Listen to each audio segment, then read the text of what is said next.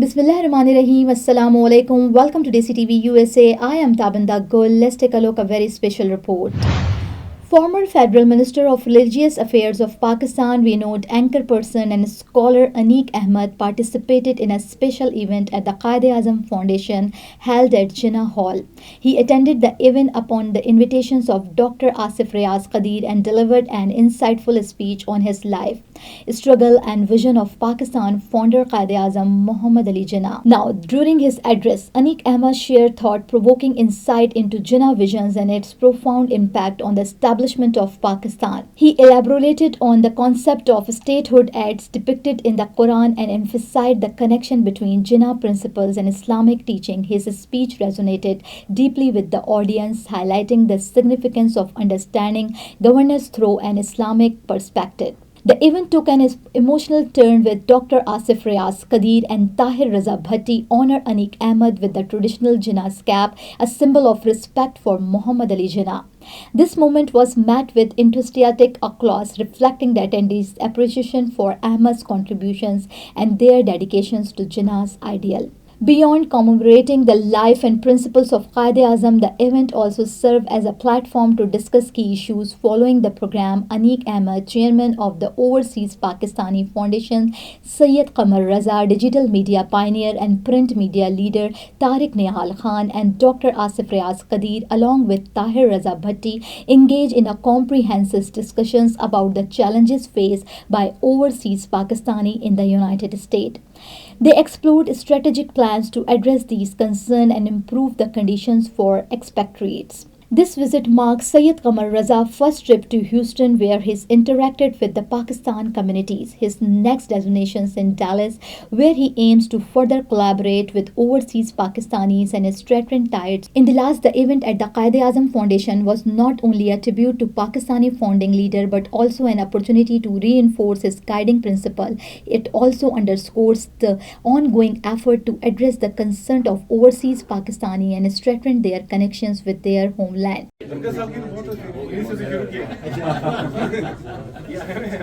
हमारे मेंटोर हैं, हमारे लीडर हैं। आजकल तो वेटिंग की publicity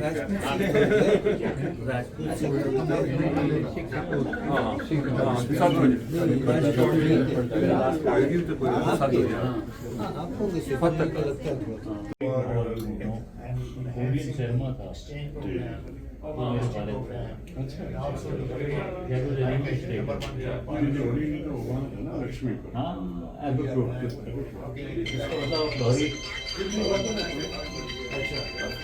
Anything, this is first time you are bringing in my notice, and anything up here, Very nice and place. willing to work for. अपनी तहरीक को जिंदा रखा जाता है और किस तरह तहरीक को एक मंजिल तक पहुंचाया जाता है, ये कायद-ए-आज़म ने हमें बताया। मोहतरम ख़वातीन और हज़रात, बहुत सारी खूबियाँ कायद-ए-आज़म की, जैसे हमने अर्ज़ किया कि दूसरा कोई नाम हो तो बता दीजिए, कोई दूसरा नाम नहीं। इवन ये वो सरोजनी नायडू का जुमला गांधी के हवाले से आप सबने पढ़ा होगा, हमने भी पढ़ा कि 100 गांधी एक तरफ, जिन्ना साहब एक तरफ। ये सरोजनी नायडू कह रहे हैं कि किताबों में मौजूद है ये जुमला। तो कायद-ए-आज़म को क्या चीज़ कायद-ए-आज़म बनाती है? कायद-ए-आज़म को क्या चीज़ कायद-ए-आज़म बनाती है? वही एक विजन, स्टेट्समैनशिप, हालात वाक़यात को देखना, उसके मुताबिक फैसले करना। आज ये बात होती है, सवालात उठते हैं कि जो तकसीम हुई थी, ये तकसीम इस अंदाज से नहीं होनी चाहिए थी। ईस्ट पंजाब को भी साथ होना चाहिए था, हैदराबाद दक्कन को भी साथ होना चाहिए था। अगर इससे पहले एक बात और जो आप सबके इल्म में है, लेकिन मैं रिपीट करना चाहता हूँ, कायद-ए-आज़म की अपनी बीमारी का इल्म अगर हो जाता मुखालिफीन को, तो ये 47 में ये आज़ादी, इसको अगर 2 साल भी बढ़ा दिया जाता तो क्या पाकिस्तान वजूद में आता? नहीं। कायद-ए-आज़म ने अपनी बीमारी को छुपाया, اپنی بیماری کو چھپایا. انہیں معلوم تھا کہ انہیں یہ بھی دیکھی کیسی ریئلائزیشن کہ ایک تو ہم انہیں بڑا مان رہے ہیں, انہیں معلوم ہے کہ ہاں میں بڑا ہوں اور جو کام میں لے کر آگے بڑھا ہوں اگر میں چلا گیا تو میرے بعد کوئی بھی نہیں, اور یہ کمپرومائز کر دیں گے. اور یہ جو خاص طور پہ جو ہندو لیڈرشپ ہے وہ ہمیں تہس نہس کر دے گی. گھوڑے کے ساتھ مل کر قائد اعظم نے اپنی بیماری کو الگ رکھا اور آگے بڑھتے چلے گئے. قائد اعظم جس بڑے خواب کو لے کر چلے تھے, اب جاوید صاحب اس کو ہم کسی اور نگاہ سے دیکھتے ہیں کہ قائد اعظم کیسا پاکستان دیکھنا چاہتے تھے. قائد اعظم کیسا پاکستان دیکھنا چاہتے تھے؟ Modern welfare state. یہ قائد اعظم کے اپنے الفاظ ہیں. Modern welfare state. کیا پاکستان ماڈرن ویلفیئر اسٹیٹ بن سکا؟ اچھا, اس میں کہیں بھی کوئی مایوسیت کی بات نہیں, اس میں نیور ٹو لیٹ, کوئی مسئلہ نہیں ہے. ابھی سال کا سفر ہوتا ہے قوموں کو بننے میں اور قوموں کے عروج میں اور زوال میں. ہم سے غلطیاں ہوئی, بہت ساری غلطیاں ہوئی, اس کے باوجود پاکستان کہاں سے کہاں پہنچا. آج بھی ایک مایوسی پھیلائی جاتی ہے, جان بوجھ کے ایک پلاننگ کے ساتھ مایوسی پھیلائی جاتی ہے. پاکستان کی بنیاد میں نمبر 1, یہ بات اگر جو نہیں مانتا, جو اس کا مطلب یہ ہے کہ اس نے تاریخ نہیں پڑھی. پاکستان کی بنیاد میں لا الہ الا اللہ محمد الرسول اللہ کا نعرہ موجود ہونا یہ چاہیے تھا کہ پاکستان کا مطلب کیا, لا الہ الا اللہ. پاکستان کا مقصد کیا, محمد الرسول اللہ. کاش ایسا ہوتا, لیکن وہ کہتے ہیں نا کہ کیسا نبی کیسا خدا, پیسا نبی پیسا خدا. چھوٹے لوگ بڑے ہو گئے. وہ فیض صاحب, ہمارے فیض احمد فیض صاحب ماسکو سے آئے, انہیں لینن پرائز ملا. ان کا جملہ مجھے یاد آ رہا ہے اس وقت, 64. تو فیض صاحب سے کراچی ایئرپورٹ پر پوچھا صحافیوں نے کہ اتنا بڑا یہ ایوارڈ آپ کو کیسے مل گیا؟ اور فیض صاحب جیسا بڑا شاعر سر جھکا کے کہتے ہیں کہ بھائی بڑوں کے مر جانے سے چھوٹے خود بخود بڑے ہو جاتے ہیں. اور یہ فیض صاحب کہہ رہے ہیں, فرح اقبال اس کیلیبر کا شاعر. تو بڑے ہمارے پاس رفتہ رفتہ اٹھتے چلے گئے اور ان کی جگہ لینے والا نہیں آ سکا. قائد اعظم جو پاکستان دیکھنا چاہتے تھے, اس کے لیے چند رول ماڈلز ان کے ساتھ رہے. اب لیاقت علی خان کی ابھی میں تصویر دیکھ رہا تھا, لیاقت علی خان یہ موجود ہیں. بہت سارے افراد, یعنی راجہ صاحب محمود آباد, سردار عبدالرب نشتر وغیرہ وغیرہ, یہ پوری ایک لاٹ تھی جنہوں نے دیوانہ وار کام کیا. جنہیں یہ بات نہیں معلوم تھی کہ دن ہے یا رات ہے, بس ایک خدمت کرنی ہے. لیکن ہم آنے والی نسلوں میں وہ فکر پیدا نہیں کر سکے, نہ وہ کردار. فکر الگ چیز ہوتی ہے, کردار الگ, چلتا پھرتا کردار. ہم نے دیکھا کہ ہاں شروع میں بہت محبتیں, یعنی ہم نے پڑھا, بہت ساتھ رہا, لیکن رفتہ رفتہ جن کے ویسٹڈ انٹرسٹ تھے اور ہیں, ان کا غلبہ ہوتا چلا گیا. 1947 میں پاکستان بنا اور 1947 میں انڈیا بھی آزاد ہو گیا. انہوں نے پہلا کام کیا کیا کہ جاگیرداری کا خاتمہ کیا. جاگیرداری کا خاتمہ کیا. پاکستان میں کاش ایسا ہو جاتا. پاکستان میں جن کی جو ذمہ داریاں تھیں, اگر وہی اپنی ذمہ داریاں ادا کرنے میں مصروف رہتے تو معاملات کچھ سے کچھ ہو جاتے. سوال یہ پیدا ہوتا ہے, ایک بڑا سوال ہے کہ الیکشن کیوں نہیں کروائے گئے. قائد اعظم نے تو ڈیموکریٹکلی کام کیا نا. قائد اعظم کہیں بھی آمرانہ بات نہیں, ان کے مزاج میں, وہ اپنے مزاج میں جمہوری تھے. تو الیکشن کیوں نہیں کروائے گئے؟ اب اس پہ بہت زیادہ باتیں, بہت اس کے تجزیے ہوئے ہیں جو میں یہاں بیان کرنا نہیں چاہتا, لیکن جمہوریت یعنی گفتگو تو ہو رہی ہے, گفتگو تو ہو رہی ہے, لیکن کیا اس پر عمل ہو رہا ہے یا ہوا پچھلے 70 سال میں؟ کہیں نظر نہیں آتا. تو کیا اس طرح کے معاملات کو دیکھ کر ہم اس منزل کو پا سکتے ہیں کہ جس کا خواب قائد اعظم نے یا اقبال نے دیکھا تھا؟ بلکہ میں تو کبھی کبھی یہ سوچتا ہوں کہ آج کے پاکستان کو دیکھ کر قائد اعظم اور علامہ اقبال کی روحیں کیا کہتی ہوں گی, کیا کہتی ہوں گی, اور کتنی مشکلوں سے, کتنی جدوجہد سے ہمارے بڑوں نے قربانیاں دے کر پاکستان بنایا, اور پاکستان کا حال کیا سے کیا ہو گیا. لیکن جیسے میں نے آغاز میں عرض کیا تھا, میں پھر وہی اختتام میں بھی وہی بات عرض کرتا ہوں کہ جسے کہتے ہیں کہ نیور ٹو لیٹ, کچھ بھی نہیں ہوا ہے ابھی. ہم نیکڑ پار ہیں الحمدللہ. ہمارے پاس دنیا کی قوتیں ہیں, یعنی ہم دنیا کی 5ویں بڑی آرمی ہے ہمارے پاس. اس کو ہم اگر جوڑیں نا, ابھی دینی حوالے سے ڈاکٹر صاحب بات کر رہے تھے, وَإِدُّ لَهُم مَا اسْتَطَعْتُم مِّن قُوَّةٍ. اللہ قرآن میں فرما رہا ہے کہ قوت کو جمع کرو, قوت کو جمع کرو تاکہ دشمنوں پر تمہاری ہیبت ہو, بیلنس آف پاور. اگر پاکستان نیوکلیر اسٹیٹ نہیں ہوتا تو آج ریجنل پرابلمز کچھ اور ہوتے. انڈیا کے معاملات کو دیکھنے کے لیے پاکستان کے یہ ایٹمی دھماکے بہت ضروری تھے. الحمدللہ ایک ریجن ہے, ریجن میں بیلنس ہونا ضروری ہوتا ہے. قوت حاصل کرنا ہماری ذمہ داری ہے, ہم قوت حاصل کر رہے ہیں. پہلی بات جو میں نے بات کی تھی, پاکستان کا مطلب کیا؟ لا الہ الا اللہ. پاکستان کا مقصد کیا؟ محمد الرسول اللہ. آج ہماری یوتھ بہت آگے ہے ہم سے.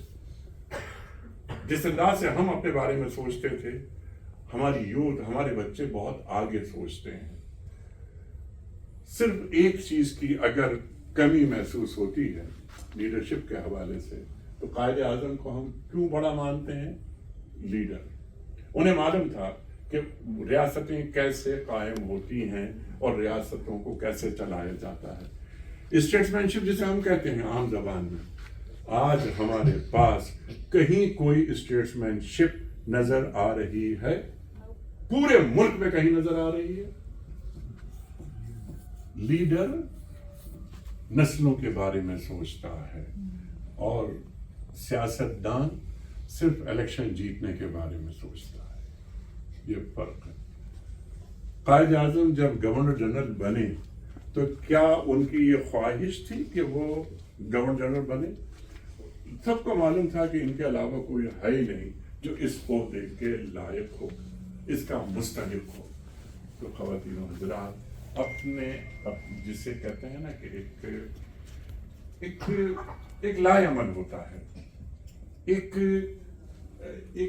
روڈ میپ ہوتا ہے, ایک کریٹیکل پاتھ ہوتا ہے.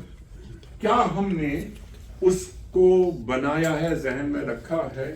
ایک ہوتی ہے چیز شارٹ ٹرم پلاننگ, ایک چیز ہوتی ہے لانگ ٹرم پلاننگ. کیا ہمارے پاس جو بڑے بڑے ہمارے دانشور ہیں پاکستان میں, کیا ان کے پاس اس انداز سے کوئی کام کرنے کا طریقہ ہمیں نظر آتا ہے؟ مجھے کہیں نظر نہیں آتا کہ پاکستان میں اب بھی کوئی ایسا پلان بنایا جائے جس میں ہم بہت آگے جا سکتے ہیں. ہمارے پاس ہر چیز موجود ہے, کس چیز کی کمی ہے ہمارے پاس؟ لیکن ایک وہ لیڈرشپ سب سے پہلے کیا چیز مانگتی ہے؟ وہ مانگتی ہے سنسیریٹی, اخلاص. یہ قائد ہی کیا, قائد کے ساتھ جو پوری ٹیم تھی, پہلی چیز جو ملے گی قائد کے پاس اور اس کی ٹیم کے پاس, وہ خلوص. کہ ہماری جانیں قربان اس مقصد کے لیے. بٹ کے رہے گا ہندوستان، لے کے رہیں گے پاکستان. جو نعرے لگتے تھے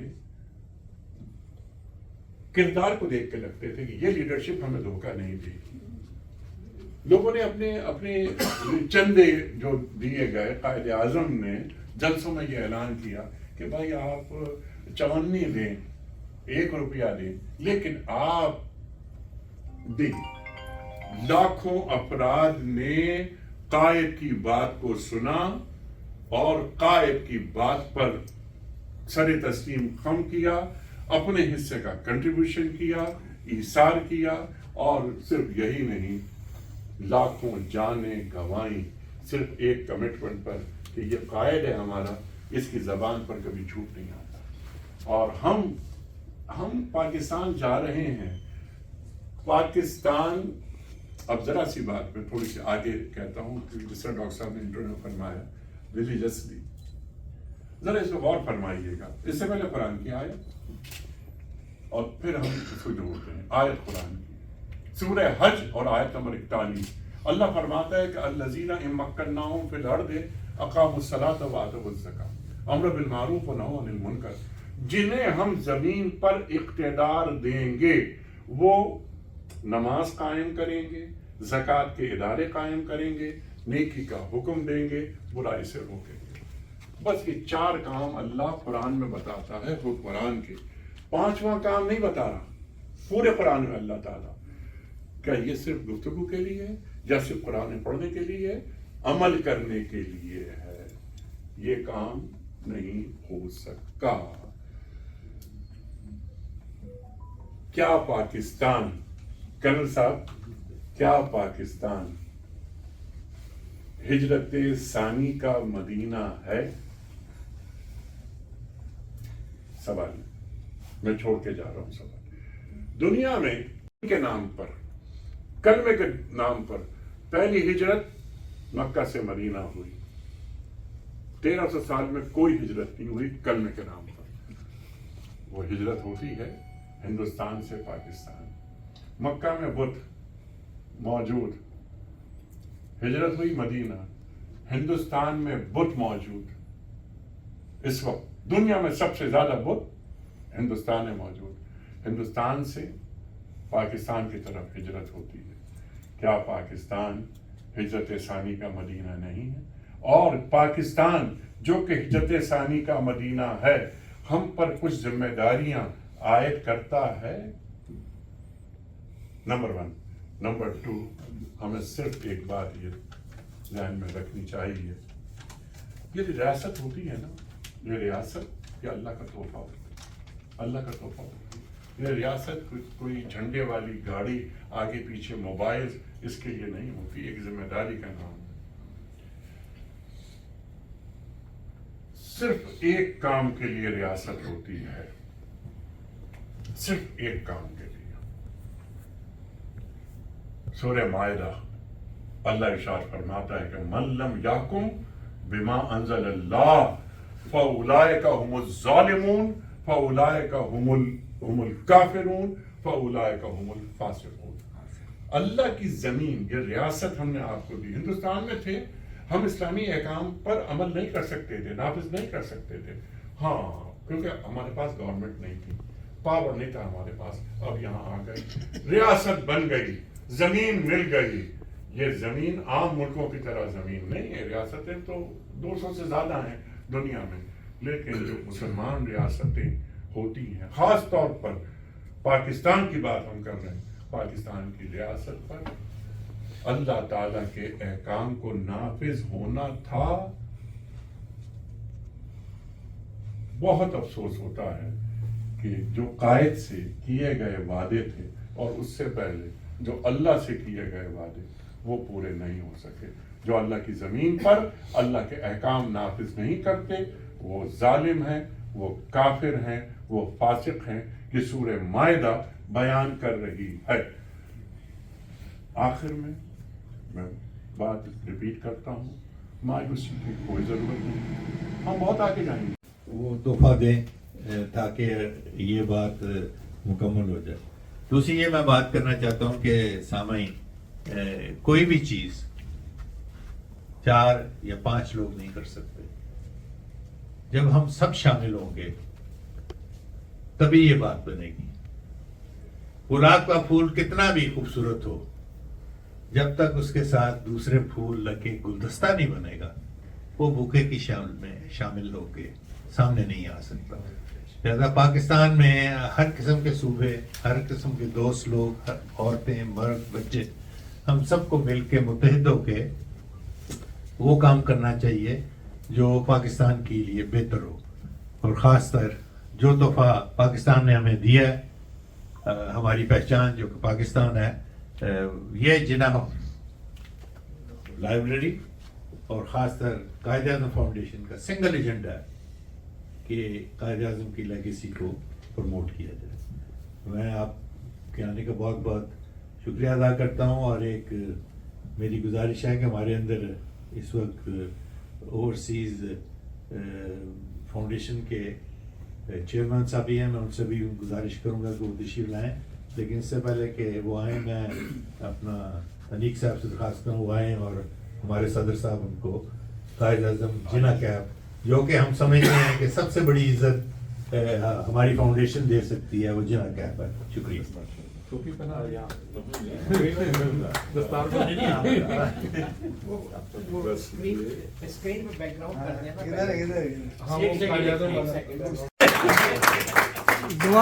دوبارہ بچے صاحب ادھر دیکھ لیں پلیز. جی سر، تھینک یو سر ادھر دیکھ لیں. یہ قائد اعظم کی خاص ڈاکٹر صاحب سر یہاں بھی تھینک یو. یہ دیکھیں کیا ہے جی، اس میں کیا ہے؟ کیا خوبصورت چیز ہے. اچھا ماشاء اللہ. ارے واہ، زبردست ہے، زبردست ماشاء اللہ. ہاں جی. ماشاء ہاں اللہ، جی. یہ شاندار تحفے، مجھے بار بار آنا چاہیے.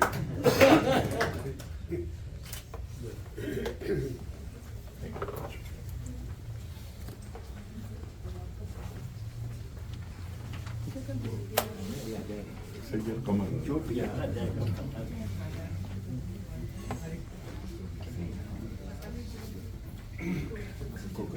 مجھے نہیں معلوم تھا کہ اور کون لوگ تشریف لائے ہیں.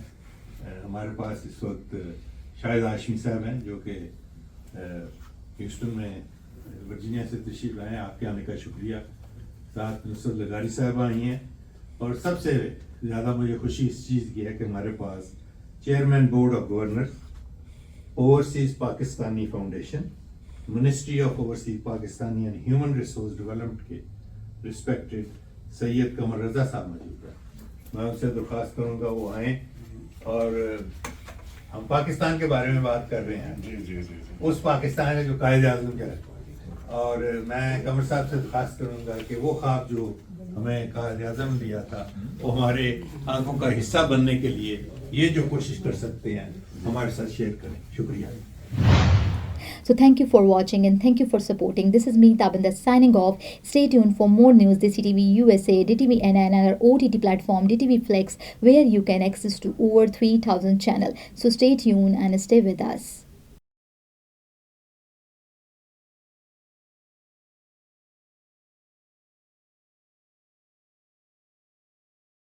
You came to this country for a brighter future for you and your loved ones. You've made it this far. Now it's time to become a citizen. With citizenship, you gain the right to vote, access to federal jobs, the ability to keep your family closer, and the freedom to travel with a U.S. passport. These are just a few of the benefits waiting for you when you become eligible. We're here to help you through the process with free resources and personalized guidance. Together, we can make it easier. Get started at becomeacitizentoday.com.